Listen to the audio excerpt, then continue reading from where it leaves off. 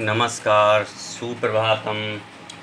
आज हम आप सभी विद्यार्थियों के लिए आप्त परीक्षा ग्रंथ के कुछ प्रश्नोत्तर के माध्यम से आपसे चर्चा करेंगे। यह जो आप्त परीक्षा ग्रंथ है यह द्वितीय वर्ष के विद्यार्थियों के लिए है, जिसमें कुछ उसमें शंका और समाधान दिया हुआ है। उन शंका और समाधान के माध्यम से भी हम आपको प्रश्न और उत्तर के माध्यम से इसका उद्बोधन करेंगे, इसका जवाब देंगे, इसकी व्याख्या करेंगे। तो शरीर आत्मा का हीन स्थान कैसे है? प्रश्न क्या है? प्रश्न ये है कि जो शरीर है वह शरीर आत्मा का हीन स्थान कैसे? आत्मा उसको हीन क्यों मानती? समझ गए?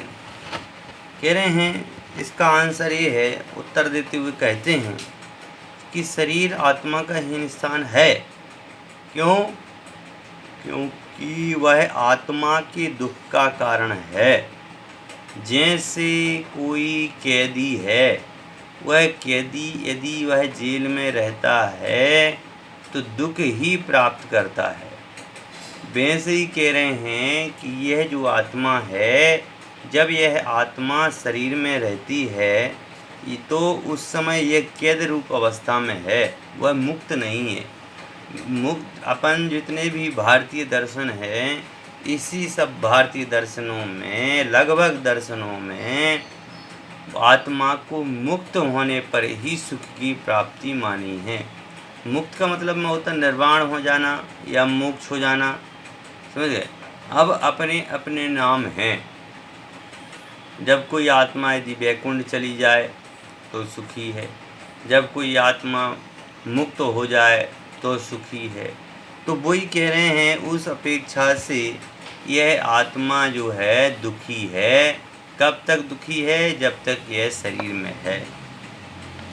फिर प्रश्न किया, दूसरा प्रश्न करते हैं कि देवों का शरीर दुख कारक नहीं होता? जो देवगति के देव हैं, देखो देव में दो प्रकार के देवों की चर्चा यहाँ की जा रही है। पहले प्रकार के देव तो वे हैं जो मुक्त हैं। दूसरे प्रकार के देव वो हैं, ये जैन दर्शन की अपेक्षा 16 स्वर्ग हैं, उन 16 स्वर्गों में रहने वाले देव इंद्र इत्यादि, इंद्र अहमेंद्र इत्यादि जो हैं वह देव। कह रहे हैं कि उन देवों का शरीर दुख कारक नहीं होता। अतएव हेतु पूरे पक्ष में नहीं रहने से पक्ष व्यापक है। वहाँ पर पूर्ण रूप से दुखी नहीं है, शरीर का तो कोई दुख है नहीं है वहाँ स्वर्गों में। तो कह रहे हेतु जो है पूर्ण रूप से घटित नहीं हो रहा है, अर्थात पक्ष व्यापक नाम के दोष से युक्त है। ये समान शंका है कि भैया वहाँ पर एक पक्ष में तो दुख है ही नहीं। चलो मनुष्य गति में हमने मान लिया शारीरिक दुख है, पर देवगति में तो शारीरिक दुख किसी प्रकार का है नहीं है। तो कैसे आपका मत कैसे घटित होगा?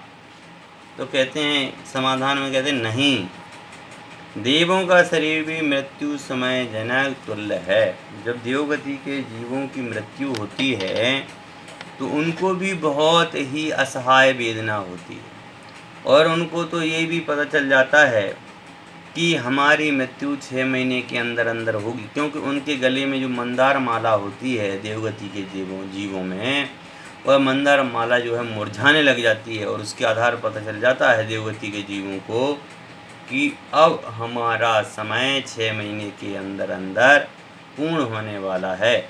इस कारण से वह भी शरीर को जब भी छोड़ते हैं तो उन्हें बहुत दुख होता है।